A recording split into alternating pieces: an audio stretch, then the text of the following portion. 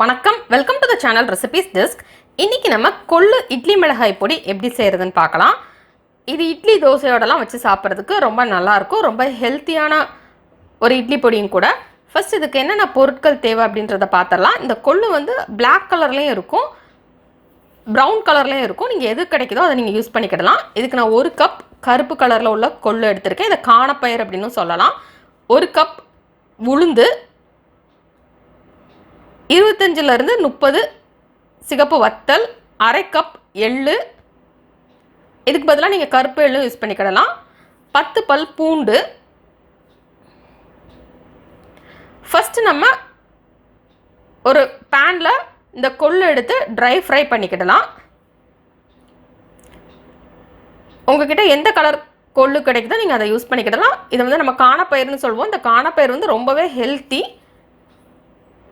இந்த மாதிரி நம்ம இட்லி பொடி மாதிரி செஞ்சு கொடுத்தோம் அப்படின்னா கண்டிப்பாக எல்லாருமே இதை விரும்பி சாப்பிடுவாங்க. அதனால் இந்த மாதிரி நம்ம செய்யலாம். இதை நல்லா லோ ஃப்ளேமில் வச்சு ட்ரை ஃப்ரை பண்ணிடலாம். இதில் இருந்து நல்ல ஒரு ஃப்ளேவர் வர ஆரம்பிக்கட்டும். அது வரைக்கும் இதை ஃப்ரை பண்ணிக்கலாம். இது ஃப்ரை ஆனதுக்கப்புறம் இதை ஒரு பிளேட்டில் நம்ம எடுத்து வச்சிடலாம்.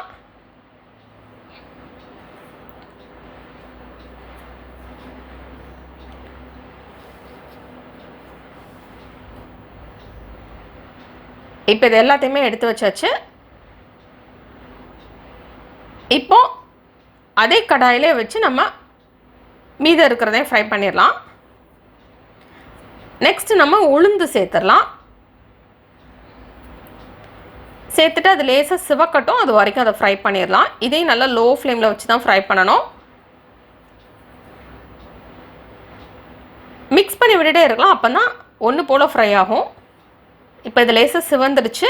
இப்போ திருப்பி இதை அதே பிளேட்டில் எடுத்து வச்சிடலாம். எடுத்து வச்சுட்டு இதெல்லாம் ஆற விட்டுட்டே இருக்கலாம்.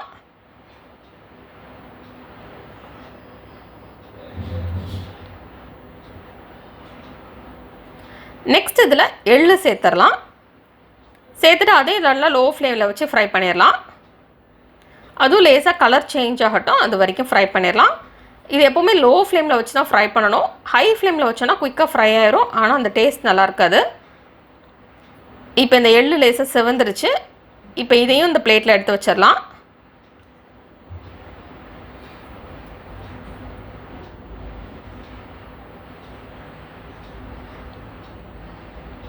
பிளேட்டில் எடுத்து வச்சு நம்ம ஆற விட்டலாம்.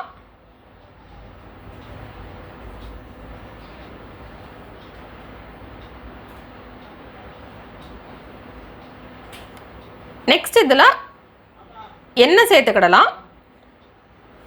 2 டீஸ்பூன் எண்ணெய் சேர்த்துக்கலாம். நான் இதில் நல்லெண்ணெய் சேர்த்துருக்கேன்.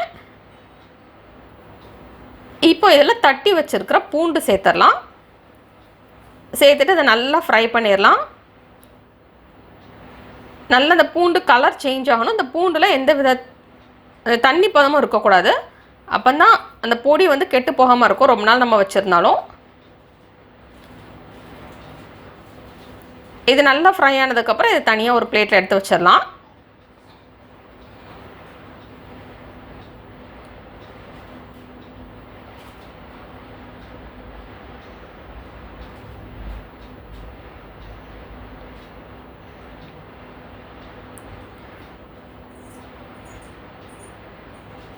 நெக்ஸ்ட் நம்ம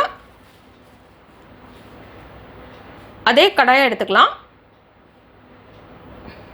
தேவைப்பட்டால் நம்ம கூடுதலாக எண்ணெய் சேர்த்துக்கிடலாம். இல்லைன்னா மீதம் இருக்கிற எண்ணெயிலே நம்ம ஃப்ரை பண்ணிடலாம்.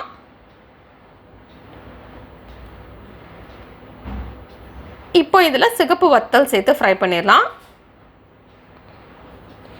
இதையும் நல்லா லோ ஃப்ளேமில் வச்சு ஃப்ரை பண்ணிடலாம்.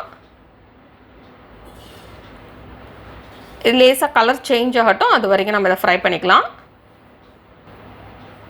இப்போ இது கலர் சேஞ்ச் ஆகிடுச்சு. இப்போ நம்ம ஸ்டவ் ஆஃப் பண்ணிடலாம். அதுக்கப்புறம் இதை அப்படியே ஒரு பிளேட்டில் எடுத்துடலாம். இப்போ நம்ம ஃப்ரை பண்ணி வச்சுருக்கிற எல்லாத்தையுமே ஆற விட்டுடலாம். எல்லாம் நல்லா ஆறட்டும்.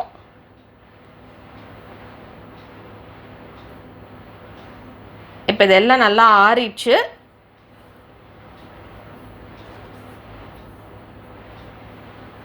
இந்த வத்தல் மட்டும் ஆறட்டும். மீதெல்லாம் நல்லா ஆறிடுச்சு. இப்போ எல்லாமே நல்லா ஆறிடுச்சு. அதுக்கப்புறம் இதை ஒரு மிக்ஸி ஜாரில் சேர்த்து அரைச்சிடலாம். தேவையான அளவு உப்பு சேர்த்து அரைச்சிடலாம்.